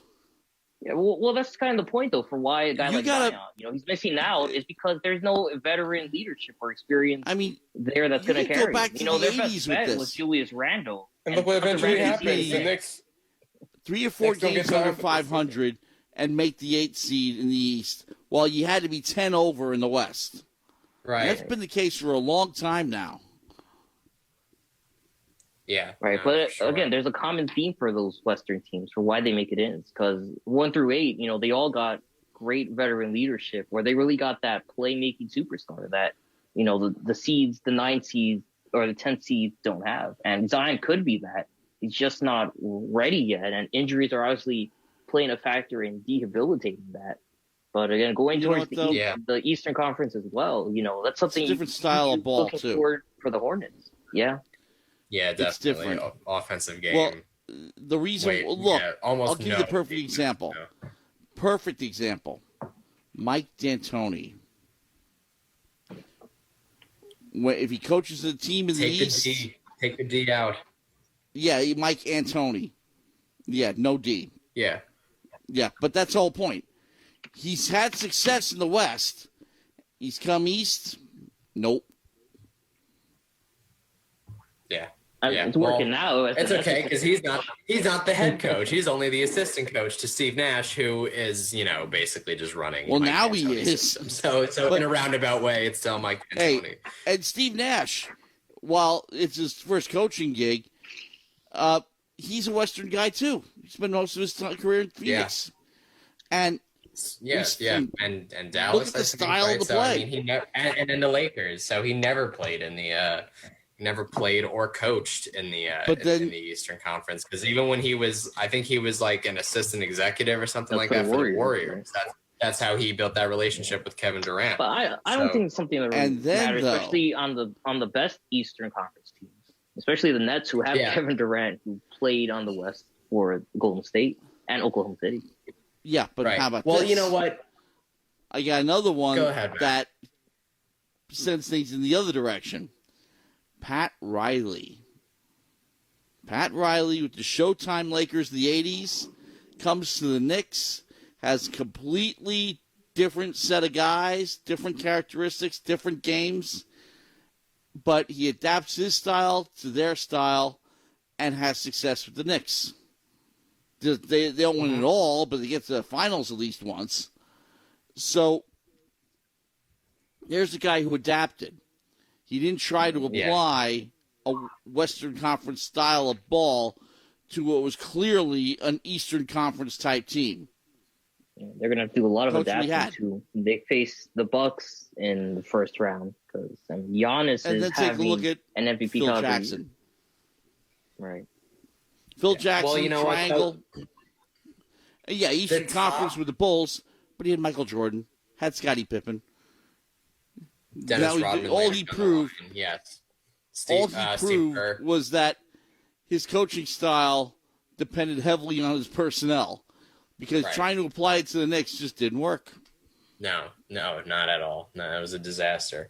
But either way, we are discrediting a little bit too much. Like the top of the Eastern Conference is as lethal as the entire Western Conference. Like. Very well. It's very possible this year that the Philadelphia 76ers or the Brooklyn Nets or even the Milwaukee Bucks end up winning the NBA Finals, okay? After that is where it starts getting, lame. Even then, though, I think no one expected, I certainly didn't expect the Knicks to be the 4th best team in the East, 10 games over 500. No, and is that really? We did not, neither of us really expecting at the beginning of this season. In fact, the over-under for them this season was 25. No, well, if you bet the over, you won that and then some. You've been sleeping. But Tom made a lot of Thibodeau points that day. Yeah, I was He's a the Knicks fan, so perfect I would have said coach. over no matter what. He's a perfect coach for the Eastern Conference. What was that? Tom Thibodeau is a perfect coach for an Eastern Conference team. Tom Thibodeau is a perfect coach for an NBA team, in my opinion. And he's deserving of the NBA Coach of the Year. He's the Coach of the Year, and there's no close second. There's no Not close to mention second. Julius Randle being the most improved player of the year. Yeah, that's a good. Yeah, he should definitely win MIP. I was actually talking about that. He's gone a long way from being considered a trade option for the Knicks, and now he's pretty much a player that the Knicks don't want to let go of, and a player that wants to retire as a Knick. Yeah, but I just want to ask, because you guys mentioned this. So nobody expected the Knicks to be the 4th seed, 10 games above 500. Is that an indictment on the Eastern Conference, on how bad it is that the Knicks were able to go 10 games over 500, or is it? No, I think it's credit to Tom Thibodeau putting this team together and proving that he had enough talent to do it, and also depended heavily on the coaching, and he's the best coach they've had since Van Gundy. Yeah, for sure. For sure. It's just they've done it barely scoring, right? 107 points per game. It's the lowest number of points per game for a playoff team. And you know what, though? Give up fewer.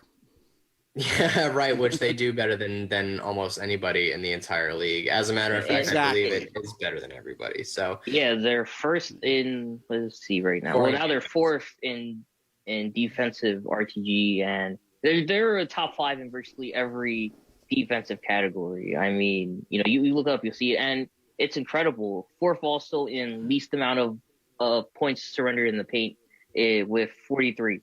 And it's incredible because look at a season before, and they were bottom 5, bottom 10 in every defensive category. Now, they're 1 through 5, up and down, everything, almost every defensive category. It's been incredible. And again, Thibodeau as well. He was a guy who was on the fence. People thought he'd have to be an assistant before he'd be a head coach again. And he's proven everyone wrong. And again, really showcasing the potential and talent that a Julius Randle has, where he was a guy who was overlooked time and time again. The Pelicans moved on from him for Zion Williamson. Right. And Randle this season, the 6th player to average 24 points, 10 boards, and 6 assists in the season, which is a stat the greats like Oscar Robertson, Will Chamberlain, and Larry Bird have scored or finished with in a season. I mean, that's, you can't scoff at that. That is Hall of Fame talent that he is living up to. Yeah, he's definitely I mean, I understand the MVP consideration. I was the one floating it out there a couple of weeks ago. It's definitely got to be Steph Curry for me, but yeah, he's definitely the most improved player. Luka Doncic has had a really good season. I think numbers is a bit less than Curry, but but played a bit more games. I don't even care about the numbers. Just it's valuable. It's not best player. It's most valuable player. Valuable. Where would that team? I mean, where would that? But incredible. Yeah, but the Nuggets are pretty good, man. And the I still think that the Nuggets might have been an 8. Even without Jokic, the Nuggets still might have been an 8 seed. You can always say Giannis, because Giannis is always averaging 30 points a game. He is, for a large portion of the game, he is their offense and defense as well. But Giannis also has a lot of good players around him. I mean, Brook Lopez, each of the last 3 years, he's had good players, right? From George Hill to Eric Bledsoe to Chris Middleton and Ersan Ilyasova, Brook Lopez, just anybody. Kyle Korver last year they traded for. He's had a bunch of good players around him. It's not like it's just been Giannis. So again, Steph is the MVP, but yeah, Julius Randle for me is the MIP, most improved player. Didn't he shoot under 29% from 3-point range last year? And he's shooting around 40% this year. Well below that. Yeah. I mean, he's stellar, perfect fit for Tom Thibodeau. Definitely, the Knicks are going to be a team to watch this upcoming postseason. I don't know how far they'll go. I do believe that they will win a playoff series. I don't know how far they'll go, though. They're facing the Atlanta, Hawks. is who First they're taking time on. they're gonna battle. Yeah, and I First like time that since matchup. 2013, where since those two teams have played against each other in the postseason. Right, and didn't the Knicks win that series? So, I mean, not that that means anything, but I really do like this matchup for the Knicks. I think that the Knicks are the better team. I know that the Hawks had the same record as them, 41-31, but the Hawks, man, they don't play defense. They take a lot of shots. The Knicks are scrappy. The Knicks are really scrappy, and they're healthy, with the exception of Mitchell Robinson, who obviously they're not going to be getting back. They're healthy, and I think that they're a better team at full health than the Atlanta Hawks. So I think that the Knicks should be able to get by the Hawks and advance to the conference semifinals. Should be very, very interesting. Yeah. Oh, I think the absolutely Knicks can take Atlanta in 5. Yeah, I do too. I not only think that they can win that series, I think that they should win it handily. I'm not predicting a sweep. I don't want to be an ass because I'll predict a sweep and they'll lose game 1. But, if they... Well, that's what the gentleman's sweep is for. So they take game 1 and then lose in reverse. I'm not predicting anything specifically. I'm not saying Knicks in 7, Knicks in 6. Not saying any of that, but the Knicks should win it running away. The Knicks should have a multi-game. Right. I'd say what works in the Hawks' favor is they got a great shooter, especially in Trae Young, where he's going to do a bulk of the scoring and he's going to draw a lot of fouls. So they're always going to be involved offensively. For the Knicks, this is going to showcase how strong that defense is. We know it's a top 5 defense during the regular season. Now we're going to see what it's made of in the postseason. And I agree with you guys. I suspect it's going to go well for them. They're going to lock down Atlanta.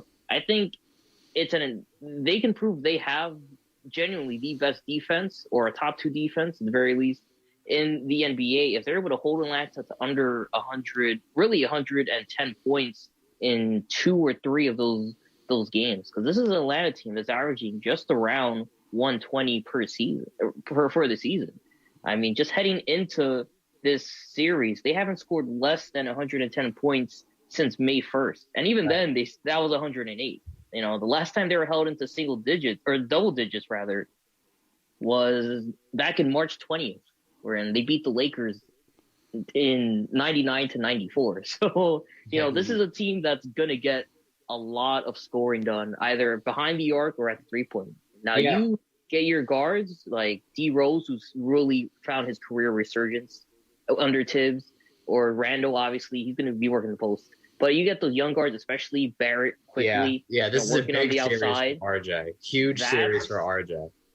That's where it really steps up, especially in the second round, where, you have the potential of, I think, do they face the Nets? Is that right? Number 2 seed? I don't know how it's all going to play out. The Nets are going to be playing the winner of the 7-8 game. So I guess 2 would play the winner of the 4-5 game. So yeah, no, not 4-5 game, 4-5 series. 3-4 or 3. Yeah. Wait a minute. Yeah. Right. Well, either way. Yes. Yeah. Because 3 plays 6, 4 plays 5. Yeah. So the Nets would play the winner of that series. So and the Nets swept the Knicks 3-0 in the season series this year, but all 3 of those games were tightly contested. That's the other interesting part too, because again, now we see what Kevin Durant, James Harden, and Kyrie Irving are made of. They only played 1/8 of the season together, and that's including the last 2 games of the season. That's nothing, and last week, you remember, they were in the midst of a 4-game skid, but since then they turned it around. Yeah, but against bad teams, straight. Against some bottom feeders, against the Spurs, who are actually in the playoffs, sort of, but the Spurs, the Cavs tonight, who were perhaps the worst team. I know that they're 13th. Well, the Rockets are the worst team. Yeah, no, I know, but I'm just talking about in the Eastern Conference. But either way, I mean, they won 4 games in a row against some bad teams. They just basically got live scrimmages that the stats count for, So that doesn't quite matter that they won those 4 games, but I want to just make one more point about the Knicks. So if they are going to win this series against the Hawks, and you know how confident I am that they will, they have to control the paint. Clint Capella, the Hawks center, is a monster. He is a rebound machine, an offensive rebound machine, a defensive rebound machine too. Yeah, both ends. But offensive rebounds, you cannot be giving Trae Young and John Collins and all these other guys, Bogdan Bogdanovic and Gallinari, Danilo Gallinari. You can't be giving all these guys extra possessions, which is why the Hawks were able to beat the Nets twice this year, because the Nets just leave the lane wide open. DeAndre Jordan showed no interest in doing his job this year. So, Clint Capella is going to be cleaning the boards. He's going to be getting those offensive rebounds. Whoever's matched up with him, whether it's Nerlens Noel or Julius Randle, whoever, they have to make sure that Clint Capella has a quiet series, because if he's getting 5-6 offensive rebounds per game, which he is very, very capable of, they're going to lose. They're going to lose, because if you're letting Trae Young shoot as many threes as he wants, you're not going to win. You're not going to win. They are too capable of scoring for you to be giving them extra chances. So if they want to beat the Hawks, they've got to lock down the paint. No offensive rebounds. I know it's a tough task against Clint Capella, but you've got Nerlens Noel, who I'm pretty sure leads the league in defensive rating. You got Julius Randle, who's a rebound machine. No offensive rebounds. None. Well, guys, I want to get a little comment about the Hall of Fame inductions. Kobe Bryant, of course, as part of the 2020 class. The rest of the 2020 class was Tim Duncan and Kevin Garnett, three-time NCAA champion coach Kim Mulkey, two-time NBA champion coach Rudy Tomjanovich with the Rockets. Remember him? Four-time Olympic gold medalist Tamika Catchings, three-time Final Four coach Eddie Sutton, 1,000-game winner Barbara Stevens, and longtime FIBA Secretary General Patrick Baumann. Now, that's 2020. 2021 is where I get a big kick, because Paul Pierce, Chris Bosh, and Chris Webber among the NBA players.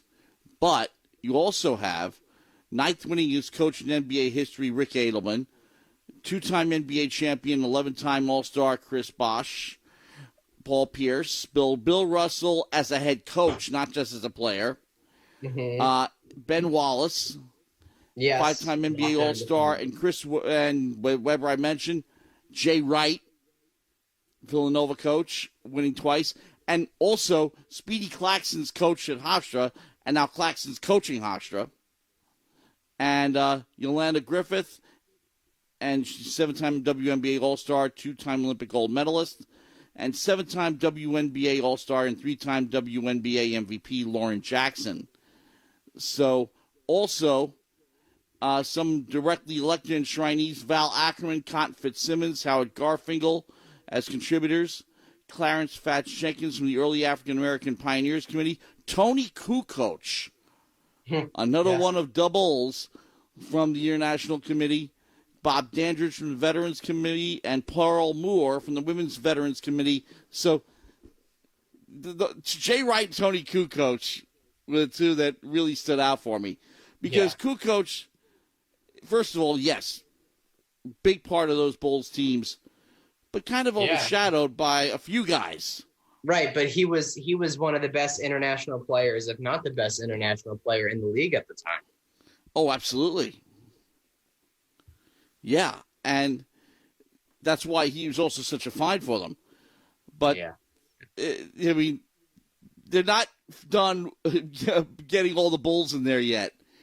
Who knows? Maybe Steve Kerr will get in there as a player. He's definitely getting in as a coach. Yeah.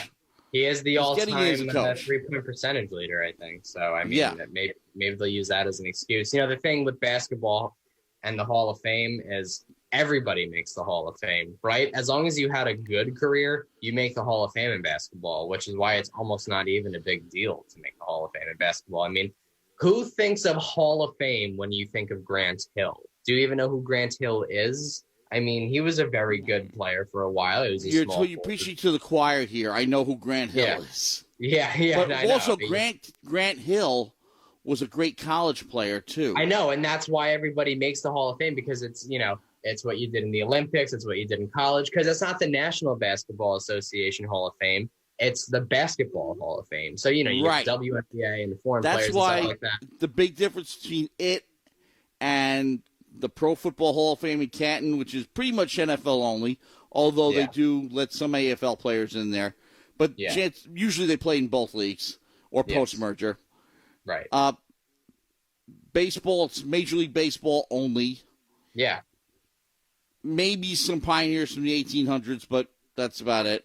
Right, yeah, there's no minor Hockey's league. There is a minor more, league Hall of Fame, but it's not. Hockey's a little bit more like basketball. They'll put a Herb Brooks in there, but as Miracle on Ice coach, not necessarily as an NHL coach. I know. But basketball is just basketball. Yeah. Women's basketball players, college basketball players, international players, builders, anybody who made a contribution to the game, which I kind of like. Yeah, okay, you like that? I mean, I don't care. I like the idea that anybody, whether it's WNBA, NBA, foreign league, college, I like that idea. I don't like the fact that guys make the Hall of Fame so easily, because some guys don't dominate. They just put up good stat lines, and then they still make the Hall of Fame. Domantas Sabonis' father is a Hall of Famer. And I would not have known that unless I clicked on his basketball reference page by complete mistake, Arvydas Sabonis, you got to remember, too, he was in the Soviet team during the Cold War. Yeah. So he was an older player by the time he got into the NBA. He's kind of like Ichiro in Japan. Yeah, but Ichiro's a superstar in Japan, but he was a 10-year veteran by the time he got here. Matsui, same thing. If they played their entire career in the United States, well, Ichiro's getting in the Hall anyway, but Matsui would be shooing too. Ichiro had 3,000 hits. Ichiro had 2 Hall of Fame careers. Like that's I wouldn't. Well, but that's while we're on the topic of baseball, while we're talking about Ichiro, who was a former Yankee, why don't we talk about some current Yankees? So the Yankees took 2 of 3 from a pair of division rivals this week. They took 2 of 3 from the reigning division champion and reigning AL champion Tampa Bay Rays. They also took 2 of 3 from the Baltimore Orioles this weekend. Aaron Judge hit 4 home runs. He's now tied for the league lead with 12. So the Yankees have been doing most of that damage in the first inning, scoring 7 first-inning runs in their last 2 games after only managing to score 9 in their first 38. Aaron Hicks was placed on the 10-day injured list on Sunday, retroactive to Thursday, because he tore a sheath in his left wrist. Is that really a big loss, though? Because Aaron Hicks has been grossly unproductive, really, over the past 3 years. So I don't know how are Yankees fans feeling about that? How are you feeling about that, Matt? Addition by subtraction. Yeah, okay. Addition by subtraction. But now, in other words, I know, alleviates the jam up in the outfield. Yeah, You don't want to see a guy go down, but you always talk about problems solving themselves when you have too many guys in one job. Yeah, there you go. Right. Well, they did lose another player too. Gleyber Torres, as well as 8 members of the coaching staff, all tested positive after taking the vaccine. So that's really baseball has been pretty good this year with COVID outbreaks. They haven't had a lot. They had a lot last year. Remember with the Miami Marlins constantly getting shut down due to COVID. This is really the first big COVID story of the MLB season. If you're vaccinated, you're far less likely to get sick, and these guys haven't gotten sick, and they can come back sooner, right? Which is another big plus. Which is why the Yankees weren't shut down. Remember, the Marlins were shut down for days on end. Yes. Cardinals, look what happened to them. Yeah, the Cardinals were like 2 weeks behind everybody at one point last year. But so it's almost no wonder why. The NHL. The Canadian teams are still playing regular season games while the other divisions are playing playoffs. Yeah, weird. Yeah, which is really not. I really don't like the idea that the NHL is doing that. It's unmarketable to a degree, in my opinion. But either way, ever since NHL ever thinks through. Yeah. Well, either way, ever since that sluggish start when we were berating the Yankees have found their stride. They're consistent. That's what they are. They're still not great. They're still not beating particularly good teams, although Tampa Bay is a good team, and it was a big series for them to win after really being dominated by the Rays last year. It was nice to see them take 2 of 3. They are 22 and 8 go and beat up on the Mets. Right, yeah, they are. We'll get to that in a minute. The Yankees are now 22 and 18 through the first 40 games of the season, 4 games above 500, and they are still behind the Red Sox for first place in the American League East. But speaking of first place New York teams, let's take the subway ride across to Mets Town, where it was a mixed week. So the Mets continued their hot streak. They swept. They got a nice little 2-game series against the Yankees, division rival Baltimore Orioles, and they swept them. Pat Mazika had another walk-off RBI, and then in Game 2, they faced former Met Matt Harvey. They gave him a standing ovation. He fought back tears, and he allowed 7 earned runs. It was nice. They dominated the Orioles, and then they were dominated by the Tampa Bay Rays. Now, here's the thing. So the Rays swept the 3-game series against the Mets, right? Mm-hmm. And that's optically not good. Audibly, that's not good. You don't want to hear that your team got swept. But here's the reason why that really doesn't matter for the Mets. They got swept in an interleague game, in an interleague series, right, on the road at the defending AL champions. Like, there's nothing to hang their hat over. You know, they should not be upset. Obviously, professional athletes are not going to want to lose, so they're not going to take going 0-3 too kindly, right? And it deflates them from being 5 games above 500 to just 2 games above 500. But still, it's something that they can easily bounce back from. I mean, interleague play really does not matter. It's as relevant as the K in knife. It's only exciting when 2 in-state rivals face off, like the Angels and Dodgers, or the Giants and Athletics, or obviously the Mets and the Yankees, right? That's the only time when interleague play matters to people. And even those games don't really matter. They just matter for, like, you know, bragging rights in your group chat when you want to make fun of your Mets fan or Yankee fan friends, right? Like, that's the only time that matters. So the Mets getting swept by the reigning AL champions does not matter because the Mets are not an AL team. They're not an AL East team. None of that matters. The only real reason why this series was important was because today they lost 2 more starters. Jeff McNeil and Michael Conforto both left the game with hamstring injuries. Now, McNeil was cramping up a couple of days ago, and he sat out.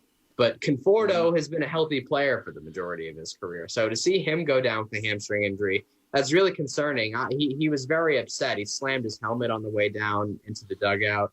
That was disappointing. And it was also disappointing to see them blow 2 leads in this series because they were winning 2-0 in the 8th inning in Game 1, and the Rays ended up rallying to win 3-2. And then they were winning 4-1 in yesterday's game, and the Rays ended up blowing them out 12-5. So that was disappointing to see them unable to hold on to some leads, some multi-run leads. But hey, again, it's interleague. It doesn't matter. They were on the road. Nothing to hang your hat about. The big news is losing Michael Conforto and Jeff McNeil. Nobody knows how long they'll be gone. They've now got 4 starters on the DL with Brendan Nimmo, J.D. Davis, and then, well, okay, Conforto and McNeil are not on the DL yet, but who knows? They're probably going on the DL. And then Luis Guillorme is still out too. And then, of course, in the starting rotation, Jacob deGrom is on the injured list. Carlos Carrasco is still not back. They're not going to be getting Noah Syndergaard back till the summer.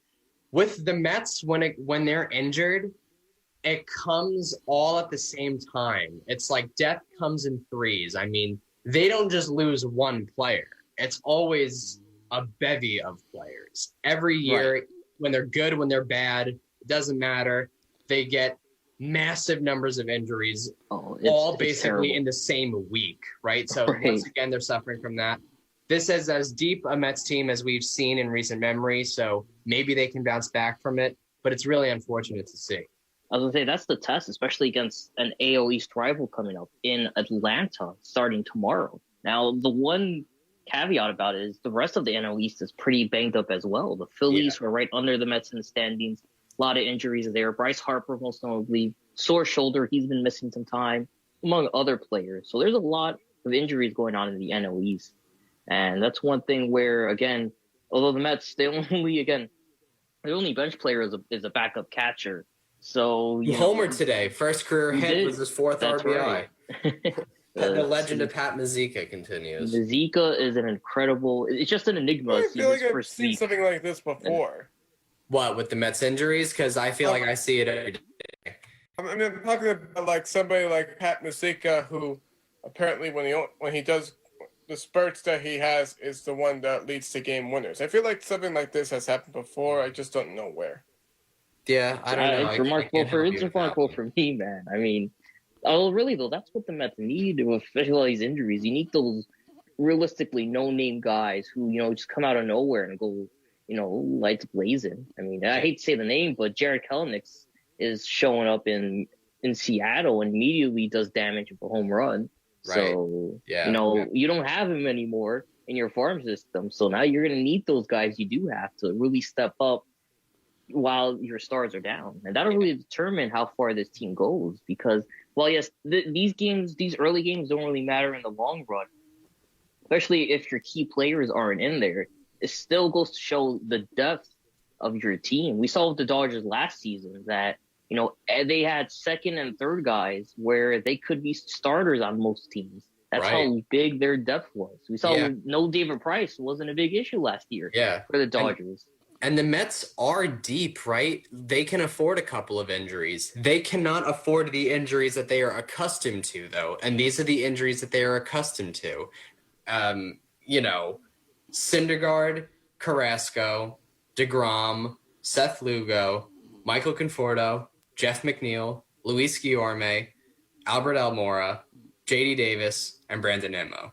Okay, now that's 10 players, okay? And about 8 of them are impact players. Albert Almora doesn't matter. He's like a 5th outfielder. He can't hit. He couldn't hit water if he fell off a boat, but he's a good center fielder. He's a fast bench player to have. But Luis Guillorme, that's a good bench player, right? He's down. Seth Lugo's their best reliever. He's still out. Carrasco, still not back. And the reason why that hurts is because it forces them to pitch Joey Lucchesi, who probably does not belong in the major leagues. I mean, he's a guaranteed 5 earned runs every time he steps out there. They've got a legitimate issue there. I think it's time that they call up Jordan Yamamoto. The good news is they do still have pitching depth in that minor league rotation. They do still have a couple of major league experienced guys at the AAA team, but they do not nearly have the amount of bats as they do arms in the minor leagues. So I don't know who's going to play second base without McNeil there. I don't know who's going to play the corner outfield now. Brandon Nimmo and J.D. Davis are closer to coming back because they've been hurt longer, and they were just hand injuries. The one was a finger strain and one was a hand bruise, I think, a finger bruise and a hand strain.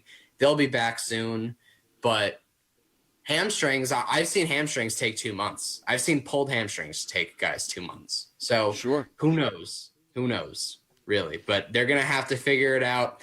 They're going to have to do what the 2019 Yankees did, where just random guys that you never heard of, Mike Tauchman, Gio Urshela, at the time Gio Urshela, just rake, right? They're just going to have some no-names come up and fill the job, do the job better than the starters did. Go ahead. It's 11:58 and 15 seconds, so we have to get off the air on time. And Zach, again, we have one game, one very, very important game on Saturday. Only the biggest one of the season. What's that? It'll be fun. Yeah, baseball's on the road.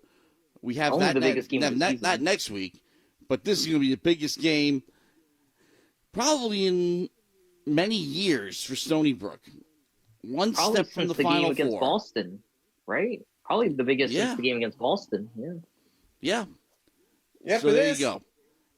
North Carolina, 11:45 a.m. on Saturday. Elite Eight. Winner goes to the Final Four. So, it is 11:59. WUSB Stony Brook. On behalf of Ken Furman, Mike Anderson, Zach Wilson, I'm Matt Mankiewicz. Have a great sports week, everyone. See you Saturday.